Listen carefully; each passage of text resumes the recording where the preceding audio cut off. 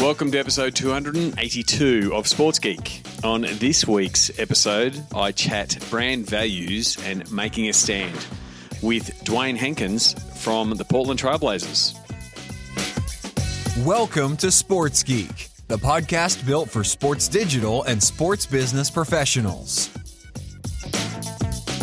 And now, here's your host who is journaling every morning, or most mornings, Sean Callanan.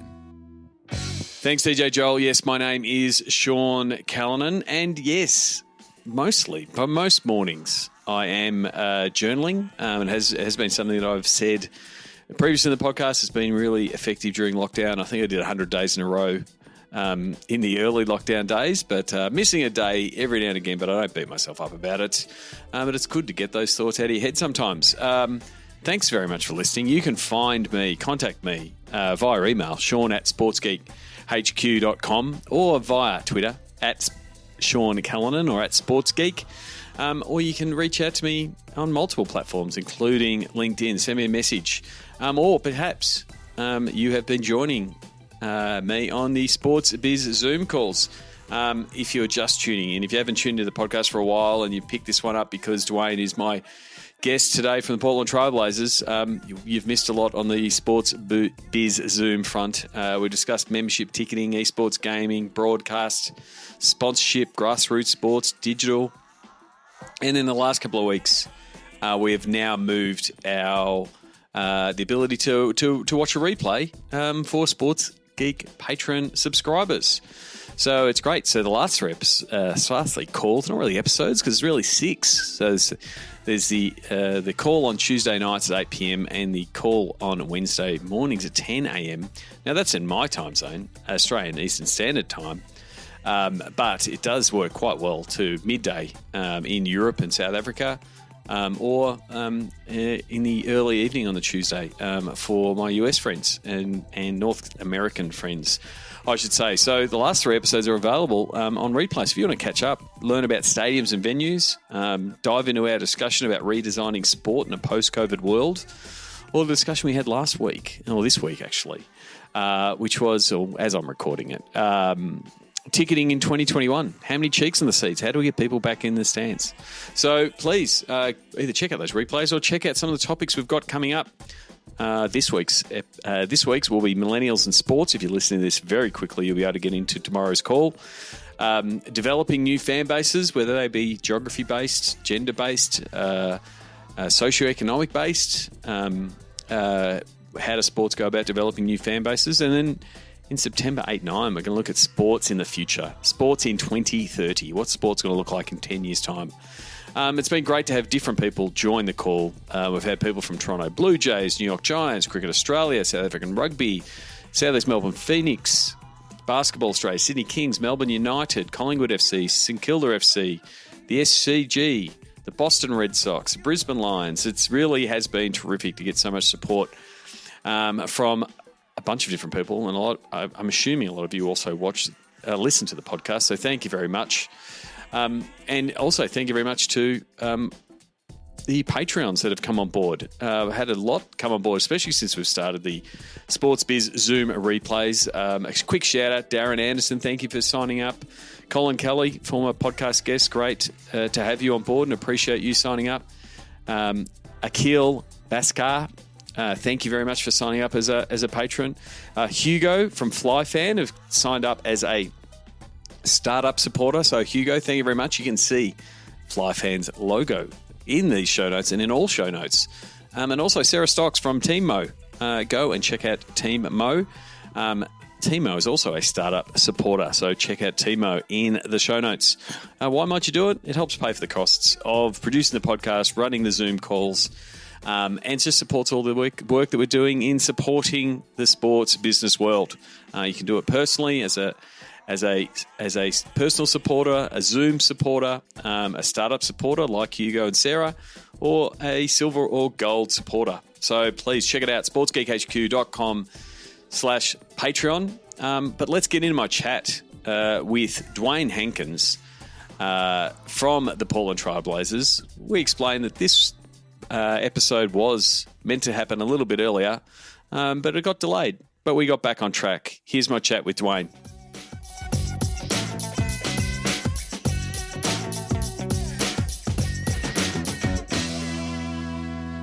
Very happy to welcome a good mate of mine all the way from Portland, Oregon, the Portland Trailblazers. He is the Chief Marketing and Innovation Officer for the Portland Trailblazers, Dewayne Hankins. Welcome back to the podcast.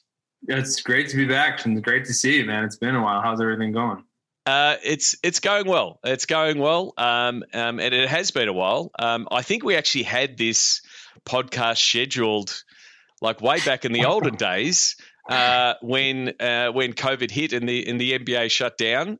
So we will get into that. So thank you very much for rescheduling. We will get to that because we can't have a conversation without talking about some of those big issues. But you were one of my first guests way back when the podcast was clipping different radio interviews, and we had a short chat there about your time when I was on ABC Grandstand. So I want to go back. How did you get your break into sports?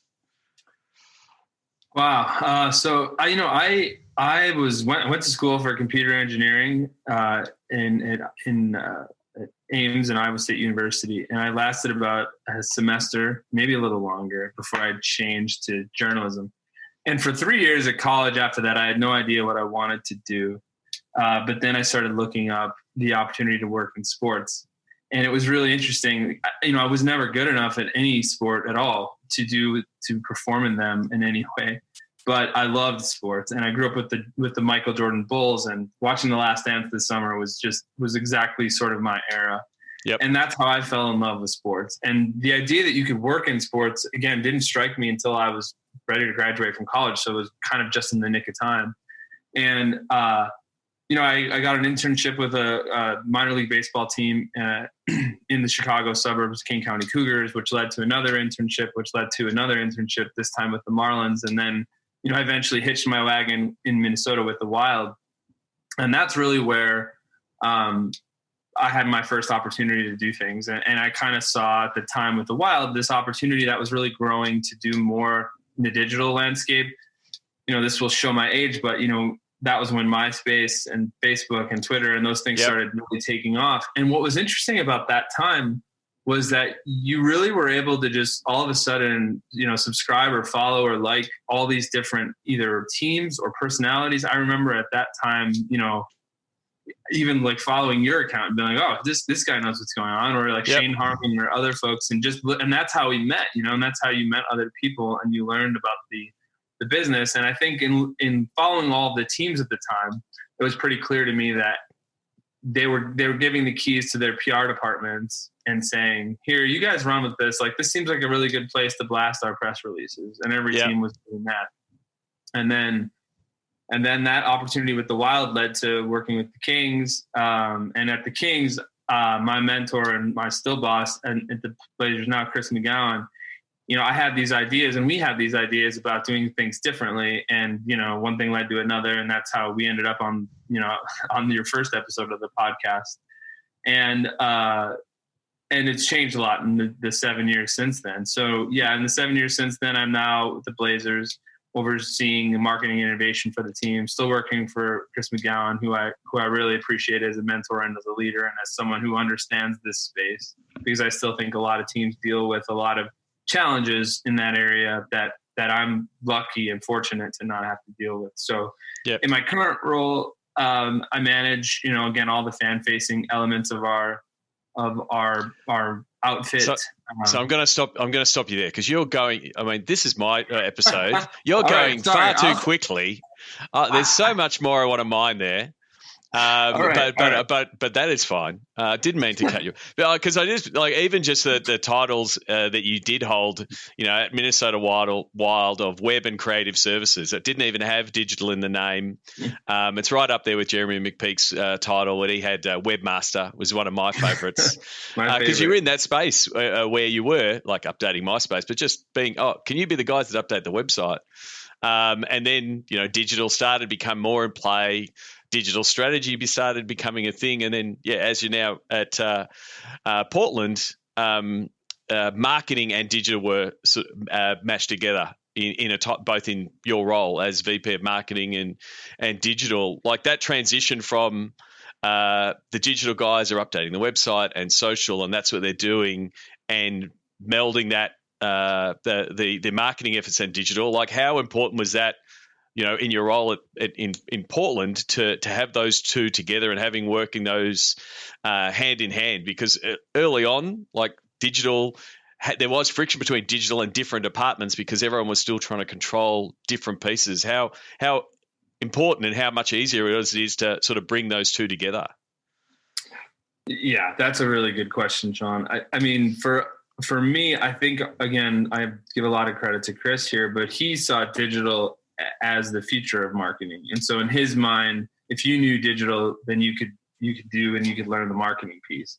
And when I got to Portland, we were still doing a lot of traditional marketing, billboards and print ads and things like that. So the opportunity was there, at that time to use digital, especially, search engine marketing and other areas to sell individual tickets and really build our leads that way. So, we never really saw a difference between those two things. And I had a great partner in Vince Candia who runs Stellar Algo, and he was with the Blazers, and he and I would constantly debate and challenge each other and get to a really good solution for what our technology stack looked like or how we were doing things. And, him as the head of analytics and me on the head of marketing and digital side, it just was a really great partnership. And it allowed us to do some things and explore some things with a president who was willing to spend and invest in those areas.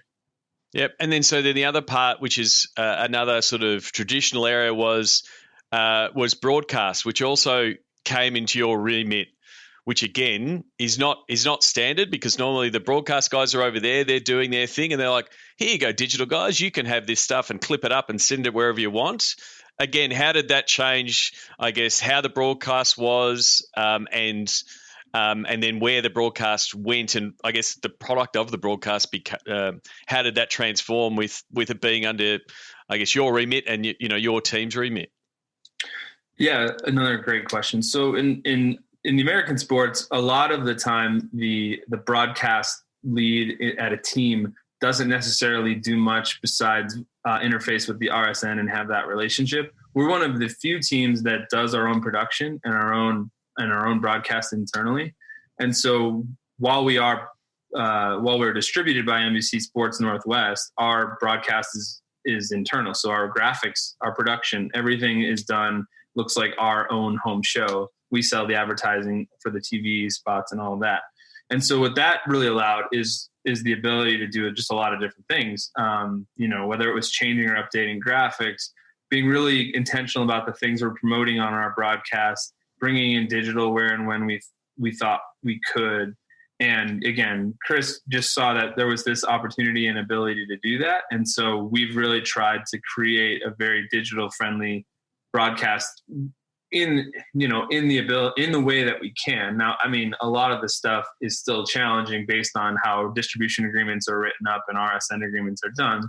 We're still very linear in our approach. We do have Blazers Pass, which is a 15-game over-the-top package, which I think is pretty unique to teams. And that was really designed to allow fans without a cable package to get, usually the 15 best games of the regular season. So. Yep. And was there coming from a digital team where you're looking to be on the trend and be on top of the topics, which we're known for in Twitter, right? Which is, if we go back to episode 6, we spoke about that. How do you take control of the trend and be part of the banter? That agile nature of your digital team and training a digital team to be able to respond to those things. Were you able to take some of that to broadcast? Like to be able to adapt and tap into what people are talking to, which is, again, if I'm putting broadcast traditional hat on, they've been really slow to move to that space. Like they were slow to move to being part of conversations on Twitter and integrating in social. But because you've had your digital team's mindset of being agile and being able to adapt, has that been able to flow into your broadcast? Yes, for sure. And I have to give, there's so much credit to be given to who allows that to happen. And it starts with Jeff Curtin, who runs our broadcast team and understood very early on that stuff was going to be important and didn't create a wall for us to have to climb over to get that done. It includes Brooke Olsendam, our courtside reporter, who, she definitely has a lot of the traditional duties of a courtside reporter, but she's also very in tune with the players on the social media side. We often promote or highlight things that they're posting on their own social media feeds. We really try to incorporate the player's personality into the broadcast, because we feel like that's the one place, aside from our digital content, that we can really let the players' personalities shine.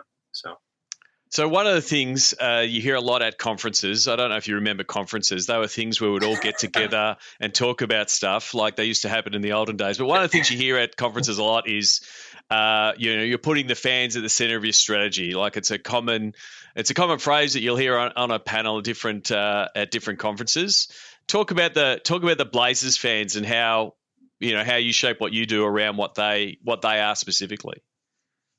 Yeah, for sure. When I got this job in April of 2013, I had never worked in the NBA and had never been to Portland. And so immediately needed to up my NBA knowledge and knowledge of Portland fans. And so we did a couple of pretty extensive brand audits to understand our voice. I think the LA Kings voice was very much if me and Pat were having a sarcastic conversation with our friends, and it sort of worked for LA, but we knew that it wasn't going to work in Portland, and it was going to be important to find that voice. And so with all that research and all the work that we did, we really landed on 4 or 5 keywords, and those keywords were authentic, approachable, unique, energetic, and inclusive. And that's our brand in sort of 5 words. And, I think a lot of teams may be able to relate to some of those terms. But for us, those things were really important. And anytime, even to this day, if we can check 3 or 4 of those boxes, it's usually going to be something that's going to be a hit. I mean, Portland is weird. It's just one of those things. Yep. So we embrace that. It's authentic. Like our fans, we have some superstars on our team for sure, but Portland fans are all about the team. And so how do we reflect the team? And so it was really just a lot of work to get to understand our fan base and really sit down and really understand what our pain points were, what our opportunities were, what our challenges were, and try to reflect those across the brand. And that's, that Portland voice is really, it's Amara Baptist, of course, who runs it, but it's also just very much, it's intentional about what type of fan and what type of voice we're trying to have. And so that is a really good point, because you're someone that back in the early days, you were on the tools, and you were, you would have been opening the Twitter account, or you would have been firing a tweet every now and again, or tweaking some copy on an Instagram post. As you've moved up and handed those tools back, how have you fostered and encouraged and emboldened your staff to be able to do the same things you do, and still hitting those marks of some of those key points of the brand? Yeah, I mean, I think again, you have to have a pretty good understanding of where the line is, and I think we're definitely less. We're not really as controversial as we were with the But Kings. It's not about controversial. It's about, hey, here's our, because there's a big, again, in the early days, it was like, hey, tech guys, or hey, comms guys, can you just post stuff? And now you're saying, here is our voice. You are the voice of the Blazers, and we wanted to have all of these things that what our brand is. Like, that's a bit, it can be seen as a big responsibility, and how do you help shape that so the person that is doing it does hit those marks? And because sometimes you can see, especially you get someone talented like Amara doing it, but then if she's not there and someone else does it, how do you keep it smooth and consistent, and have that same feel across different platforms? That's probably more where my question was coming from. Got it. Yeah. And I think, all of our employees, especially on the marketing side, they go through the brand audit and the brand work that we've done when they start the job. Because Yep. In Amara's role, yeah, of course, she's key. She has the keyboard and she's sending the stuff. But there's an entire team sometimes that creates the content, whether it's Koji Matsumoto, whether it's Billy Olson. There's a group of people that are involved in creating it. And so everyone has an understanding of what the voice is, and then they work together to output the content that's going to match that. And so really it's sort of you get indoctrinated into Rip City when you come here, and then everything that's that is part of that is you just kind of know what that brand looks like and what that personality looks like, and you're able to achieve it. So it just becomes that sort of group think when you're working on different campaigns or workshopping different things, or bouncing back ideas backwards and forwards on what this content's going to look like, or how are you going to do this billboard, or what this TVC is. That's the way to sort of get that voice. So a billboard matches a tweet effectively. Yeah, I mean, our head of creative services, he runs a meeting based on the Pixar meetings called the Brain Trust, and it's a group of people that get together from all walks of the organization, and they bring up ideas, and they're very very open and intentional and honest about what ideas are good and what ideas are bad and what makes sense for us and what doesn't, and they get a lot of great content coming out of those meetings. So it's just, you have to be able to understand and realize that it's not based on title who's going to have the good ideas. In fact, the best ideas can sometimes come from the people on the front lines, and then no one has any ego about where those ideas come from, because at the end of the day, it comes out on the team account and it's about the team. Yeah. So. And I think that team mentality is really important, because I have seen super talented people with the great thumbs that can do it, that then go, I'm moving on to some other opportunity. And you're like, hang on, what happened to that account? The whole, and you realize it was really the talent piece, which again is absolutely vital. But if you can't have, a next man up type of, or next woman up type of mentality, it can make, the length of the brand and building on the brand a little bit harder. Yeah. And again, you make sure you hire really great people that are in a lot of ways irreplaceable, but it's about the brand and not the person. And so should they move on or have a different opportunity? Or, again, I've been in that role. It's a grind. I mean, it's 24 hours, 7 days a week, depending on what happens. And you're constantly updating and refreshing your feed. And you can only do that for so long before you have to hand the keys to someone else. So. Definitely. So recently, you added Innovation Officer to your title. What does that mean? Yeah, so for us, that means it's good timing with all the things going on, although this happened before then. It really means that in addition to, overseeing the marketing and the digital piece, it's where our business goes from here. The NBA made Amy Brooks the Chief Innovation Officer, and they have asked the teams to take a harder look at innovation and push on innovation. So we're doing that. And that, again, that means what sort of new types of projects, new streams of revenue, new ways to find fans. Those are all the projects that our team is focused on. There's a very talented woman that works for me, Krista Stout, and she oversees that group, the innovation group, as well as our social responsibility group.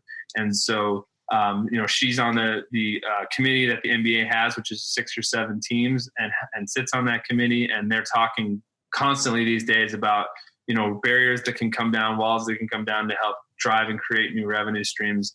And it's going to be really, really important for us moving forward. And, we've always had a really good relationship with our IT team and our technology group.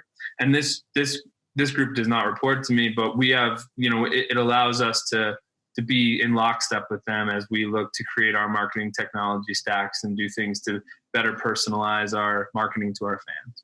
So you mentioned it, like you've been in that role since, October, and it's been a focus since then. Is innovation harder during a pandemic, or is it like absolutely necessary during a pandemic? Or is it just happening because you're doing so many different things and changing processes that it's almost innovation by accident? Yeah, it's easier, if anything, because it's forced our hand in a lot of ways, right? We never would have thought we would have need to have virtual fans at games, and now here we are, filling seats for virtual fans. So it's not. I hesitate to use the word exciting because we're in the middle of a pandemic. It's not exciting, but it is stimulating and it's interesting, and we have a lot of work to do. And it's creating. If you're creative and you have great ideas and you have you're the kind of person that likes things to be new and different and fresh. Like, this is the time to be in the league, because we're being forced pretty rapidly to change the way we're doing things. And it's not just our industry. I was talking to some other folks, and I always talk about, when Apple comes out with a new system update, I'm always thinking, okay, well, they're doing notifications different. They're doing location. Like, how are we going to market and do this? And this pandemic has been like a software update for the world. Yeah, and it has. We're sitting here thinking, okay, more people are up shopping online. More people are ordering groceries this way. So how is this going to change us when we eventually come back to having fans in our building? One small example of that is, okay, why do we have to stand in line to order food? Why can't we order food from our phone and just go pick it up? Like, why is there any of this? So it's really making us think through every journey that a fan has in their game day experience to make it not only safer, but how can it just be easier? And so, that's what we're working through right now. Yeah, because we have got fans that have already got changed behaviours and will have changed behaviours. But the other part, and I take your point, exciting is the wrong word, but there are things that are being forced upon us, like virtual fans, that you just wouldn't have considered because you were like, we've got to fill the rose garden. Like, that's your focus. We're going to get the cheeks and the seats. Right. And now it's like, oh, well, how about we focus on the fans that aren't in the stands? Well, what can we do with them? It's like, well, some of the innovations and some of the things that get rolled out now don't need to go away. Like, the idea of these virtual fans, well, why wouldn't that still continue when you come back and you have different fans from around the world being part of it? I did want to touch on something. How much do you think Paul Allen's legacy helps drive innovation for the Blazers? It's 110%. Paul was no disrespect to anywhere else I've ever been, but the Blazers were his passion, and he was an innovator at heart, and he always was asking the right questions and pushing us to innovate and be different and change and even push the NBA on their league rules. And Jody's the same way. Jody's been the same way. She wants us to push the envelope and be different and try things and change. And it really, really is built into our DNA as an organization to do this sort of stuff, which again, I just feel so lucky. I talk to a lot of other teams who struggle with getting the resources or getting the buy-in. And, so much of what we're able to do is not because of, me or anyone on my team, but it's the runway that we've been allowed by ownership and by our president to go out and do different new things. Definitely. So we've touched on it a few times. Obviously, we rescheduled this conversation. I think I got the message, sorry, dude, got to reschedule, got a meeting, with the NBA. I think something's happening. I'm like, okay. Take us back to, the NBA is in mid-season. You're in that regular beats and regular rhythm of there's a game and then there's a travel day and then the guys that got a home game, then they're on the road. The NBA decides to shut down with, take us through those first couple of weeks or those first couple of days of what you were doing as a team, trying to figure out, what is next. It would have been a crazy time. Yeah, it's so funny. I will never forget March 11th, the day that the Rudy Gobert had tested positive and the NBA season was put on pause. But it really bubbled up to that, right? I mean, we were at the end of February, we were sitting here wondering how we were going to tackle this and what we were going to do to get our arena clean and make fans feel safe. And we had a home game a couple of days before that, and the no-show rate was one of the highest no-show rates that we'd ever seen in a game. Yeah. And it was starting to feel like, okay, people are feeling a little less confident coming. And I was at work that day on March 11th, and we did not have a game, but the OKC game was about to start, and they were playing Utah. And their game was like paused, or it was odd, and I'm like, I just have to get home. Like, I'm already late. I gotta get home. And I'm driving home, and my phone just starts blowing up with text messages, and I don't read them and drive. So I pulled over and started reading them, and they said that the game had been canceled. And then quickly after that, Tom Hanks had it. And then quickly after that, the season was on hiatus. So we had immediately added to turn around. I think I went home because I was helping my kid with some science fair stuff, and then had to quickly turn around and come back to work. And we kind of spent all night crafting our strategy with season ticket holders. sponsors, what our content was going to look like. I mean, we as a leadership team, we got together and just talked through it all. And then the first few weeks of it, everyone was transitioning our staff of 200 to work from home, which we've never had to do.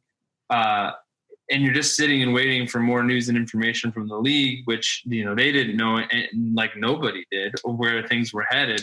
So it was really, my priority was making sure that our staff of marketing folks felt comfortable and they had what they needed and they had the tools that they needed. So I spent a lot of time doing that. We did throwback broadcasts, as all teams did, to try to keep folks engaged. But it was really like, we need to communicate with our fans and our season ticket holders and help them understand that we're here for them no matter what they're going through. And we're going to be transparent and upfront about everything, that we're not going to try to pull one over them. And so that was really the priority. And at the time, we have a really talented corporate communications leader now, but at the time we didn't. So I was jumping in and helping out with that as well. So it all feels like a bit of a whirlwind. And I will never forget how that day, for sure. I mean, I can imagine, and then there's me saying, "Hey, let's do a podcast." You're like, "Go away."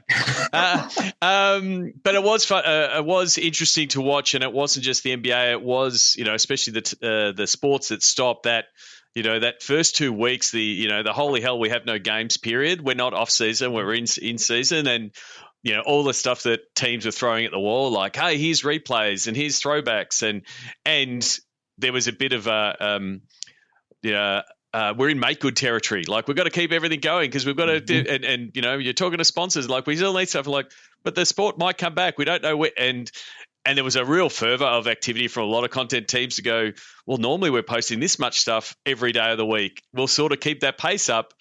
And then we sort of, like, 2 or 3 weeks in, we're like, okay, we're in here for a while. Let's take a deep breath and slow down a bit. And, we don't lack time because everyone's stuck at home. Mm-hmm. Did you find that both your team found a rhythm working from home, figuring out what content, and sort of how the fans wanted content, and a few different things after that initial flurry of there was a lot of posting and different content, but then you found a bit of rhythm because it was sort of like a pseudo off season, but it was a pseudo hope it's coming back season. And like you said, then there's the comms piece of, we'll keep you informed as much as we're informed because you don't know when you're coming back. Did you sort of find a rhythm of this? Again, it's like a weird COVID off season. I'd be lying if I said we found a rhythm. I think there was so many things happening at once because you had COVID, and so then you were kind of wondering, how things felt, like if it was your traditional humor, like how is that stuff going to land? And then let's not forget the Ahmaud Arbery event happened, Breonna Taylor happened, then it got into George Floyd, and it was very quickly becoming apparent that there was a whole other racial injustice piece that was unraveling in addition to the pandemic, and it never ever felt comfortable to kind of go back to the way that it was, meaning, if you weren't saying something about those things, you were ignoring them. And so we never found our footing. I don't think we constantly had to shift, as everyone did. Yeah. So you mentioned Black Lives Matter. That's obviously impacted the NBA, impacted the world. And the Trailblazers organization, looking to, like I said, make a statement, can't be silent. What were the conversations on how to respond? Because there was real pressure from a lot of, from the public on how do you respond? How strong do you respond? Who are you supporting? What were those conversations like internally to help frame the Trailblazers' response? For sure. For us, there was no hesitation from our president or ownership to respond. And I think we pretty quickly had a statement out, just saying that yes, Black Lives Matter and there is a problem and we need to help solve it. And I think what our president, and he was very right about this, is he didn't just want it to be a statement. And so, we quickly built out the It Could Have Been Me video series that we had a very talented person in ticket sales, actually, Alexis McKinney, and she's phenomenal. She helped write the script and put it together. and really get it out. And so the video content was compelling. We also started a fund. So that fund will be, we'll have more public information about that soon, but we had staff contribute, we've had players contribute, our ownership's going to contribute, and it's going to be an annual thing that we're going to constantly contribute to help support and lift up Black voices and Black lives. And that's really, really important to us, and has been for a while. We've been engaged in DEI work for the last 3 years as an organization, to try to understand what diversity and inclusion means and how it can help raise voices and create better content and have better business outcomes. And so the timing was all these things in America happened at once. And so it was very, very heavy, especially for people of color at our company to deal with, and rightfully so. And so it was a lot. And we had to come out with a very, very clear message. And, it's challenging because there is this idea that it's political. And I just unfortunately don't agree with that. I think that, it's silence, and that's basically consent, or it's you're speaking out on this stuff. And if you can't get behind the fact that all or Black Lives Matter, I don't know how to get you there. And the other part is you as a manager, you've got a team that are on the front lines, on the digital front lines, if you will, that have to put out the message. They completely believe it, but they're also got to hear the other side and the people competing and the fierce debate that's currently happening.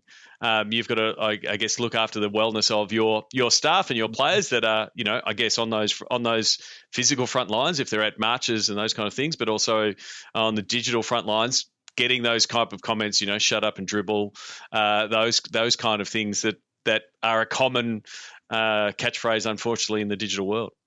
Right. Well, and we have an equity statement, and everyone also gets to see that at our company. And we're really pushing hard, and we're not there yet. I mean, we're not where we want everyone who's a Blazers fan or who comes to our arena for any show, event, or concert to feel comfortable being here, no matter what you look like, no matter what your background, no matter where you're from. And how that helps our digital team is if they have the equity statement as their mindset, then if a fan comes and says hateful remarks or racist remarks, they can shut them down. They can block them. They can do what they need to do. They don't have to feel helpless. If our season ticket holder calls with a does not agree with the consensus that Black Lives Matter or wants their money back, they can have their money back. I mean, there's not, at the heart of all of this is our equity statement and making people feel like they belong. And so there's nothing in the way of that. And certainly things come up and we have conversations about it, but equity and a better sort of future for everyone is what's always going to win out. And we have that support again from ownership on down. So we're recording this a couple of days after the NBA has kicked back off in the bubble in Orlando. We're seeing all the innovations with Microsoft Teams and virtual fans and those kind of things. How and we had discussions around on the SportsBiz Zoom on how the NBA teams would be able to cover them from I guess just an execution point of view. How are the Blazers able to cover the team in the bubble? Like how many staff of your digital team are there? And I'm guessing the rest are still back in Portland working from home. How is the team working now in that strange scenario? Yeah, it's been so Amara Baptist is down in the bubble. She has volunteered the next however many weeks of her life to be down there, and she's done a phenomenal job. Typically we'll travel 3 people for road trips. We'll have Casey Holdall, our beat writer, Amara, and then usually Bruce, our photographer, or Tristan, our videographer. So only having Amara down there, we've kind of asked her to do, everything. Yep. And she's doing a great job.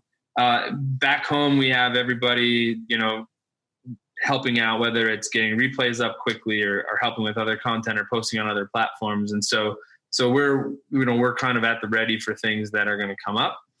And, I have to give an enormous amount of credit to the NBA. And I just don't know how even it was possible for them to come up with this concept as quickly as they did, to have it start and have a season. I know for our employees, it's been a real morale booster to be able to watch games again and finish the season off sort of the best way possible.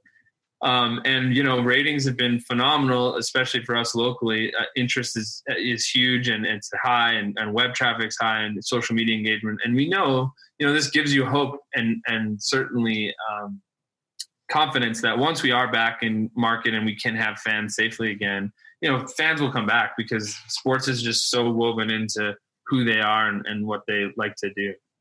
But back to our point before, some of the things that the NBA is doing from a broadcast innovation point of view with, the virtual decals, so they flip the switch. It's a Trailblazers game, and you're seeing the Trailblazers decals on there, and all the innovations that are happening. Again, that's just only going to make things better. When you move back to regular games, how can you tweak that? What would it look like? Gives the NBA all these different commercial options, whether it's changing the ends, the courtside signage, quarter by quarter, and all of those things that are going to come out of this. Go, oh, we've got a few more bells and whistles to play with going forward. Yeah, certainly. I mean that, and again, so much credit to them.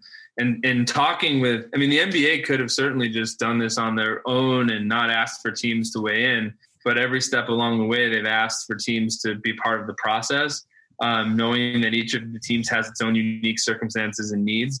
And, everyone that's involved, I know, has been pretty happy with the outcome. And yeah, all of these things, virtual fans is a really interesting, great way to engage season ticket holders and sponsors. There's the signage on the court is, depending on what broadcast you're seeing different logos and beacons. So that's been phenomenal. The other signage opportunities that exist. It's in the short time, again, that they were able to pull it off. We've been able to carve back a lot of revenue that we thought was actually just going to be lost. Well, terrific talking to you. I want to finish off with the Sports Geek closing 5. Do you remember the first sports event you ever attended? I do. It was I was 6 years old, and my dad took me out of school to go see the Chicago White Sox play the Baltimore Orioles on opening day, and this was at the old Comiskey Park.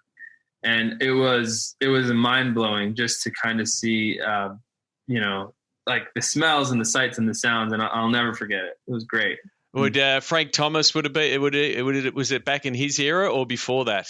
Before it was the Carlton Fisk era. So okay, that's fine. So you would have been a lot of sports events in your time. Do you have a favorite go-to food or a favorite food memory?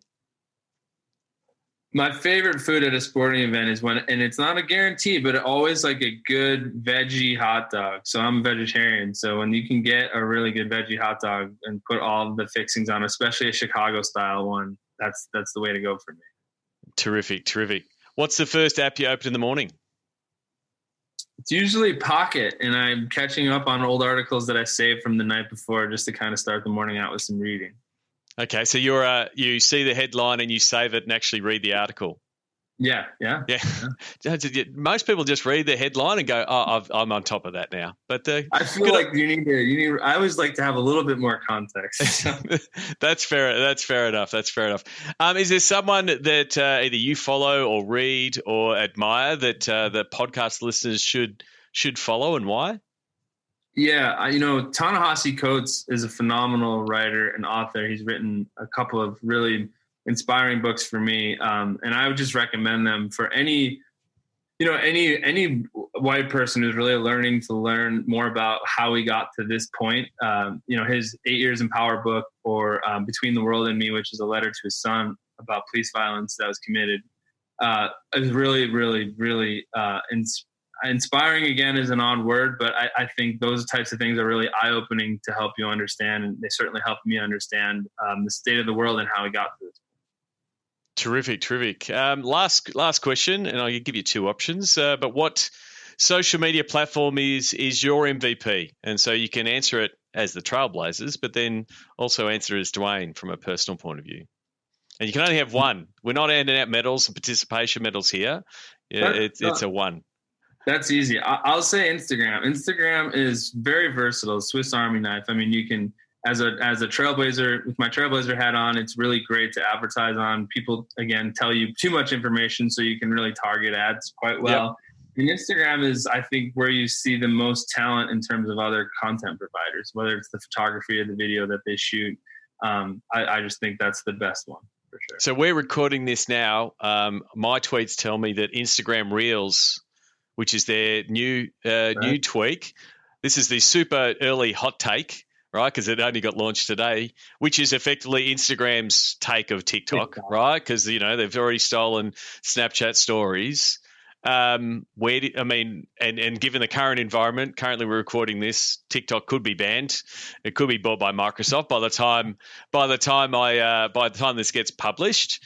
Do you think? The main thing is, do you think their efforts are going to be as successful as they were, I guess, stealing Snapchat stories and further enhancing that product? I do. I mean, if history is any indication, they certainly know how to take something and improve upon it. And I've doubted them before, and they continue to come up with great products that people definitely want to be in tune to. So I'm not going to doubt Facebook on this one. Yeah, it's starting to. It definitely makes that $1 billion buy to buy Instagram, you know, whatever it was 6 years ago, right, look like an absolute bargain, doesn't it? Right. It's crazy. I mean, who would have thought? And they've really turned that platform into something that obviously is highly monetizable. And to be able to have both audiences on Facebook and Instagram, and the amount of things that people tell Facebook and Instagram that helps us market is phenomenal. And if they actually knew it, they may not do it as much. This is true. This is true. Thank you very much for your time. Where is the best place for people who want to connect with yourself on the internets?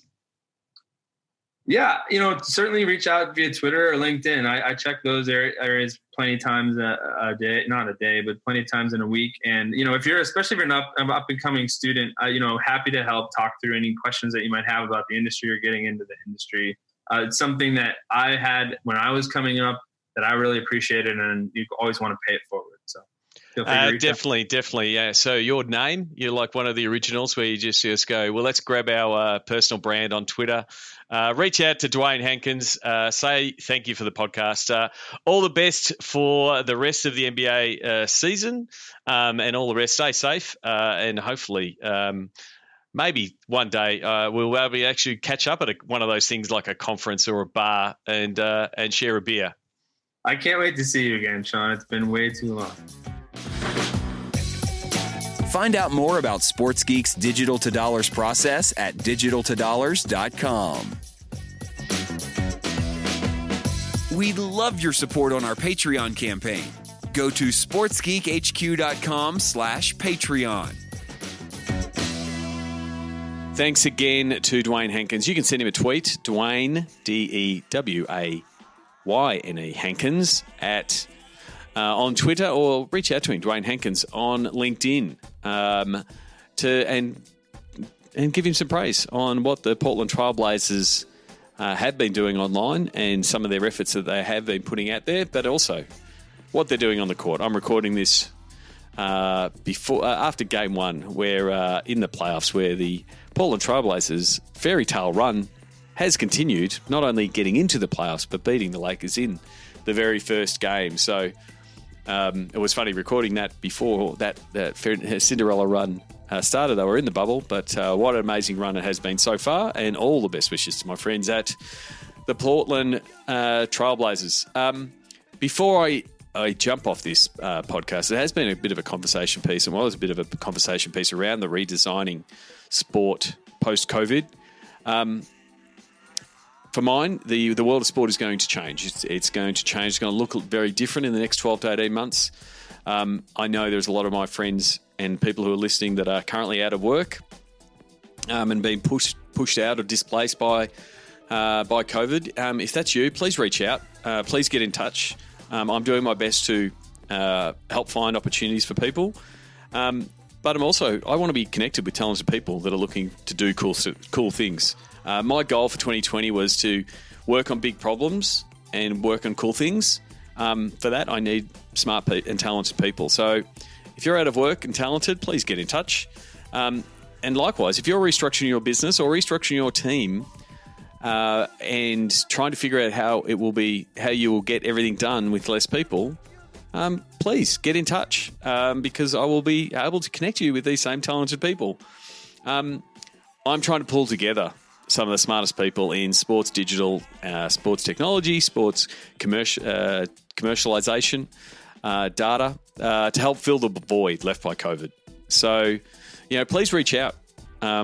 Very much, and one thing we have got a lot of is time. We're happy to have a chat to figure out how we can help you across digital, commercial, content production, marketing, ticket sales campaigns, sponsorship campaigns, because I'm really excited about some of the opportunities in some of the people I've been talking to and connecting where we can tackle some of those projects. So please reach out. If you want to just set up a phone call, go to sportsgeekhq.com/phone call or ask me on a Zoom call. That's it for this week. Thanks again to my guest, Dewayne Hankins from the Portland Trailblazers. Until next week, my name is Sean Callanan, and you've been listening to Sports Geek. We'd love your support on our Patreon campaign. Go to sportsgeekhq.com/Patreon. Want to help drive more revenue from your digital efforts? Book a time for a call. Go to sportsgeekhq.com/phone call.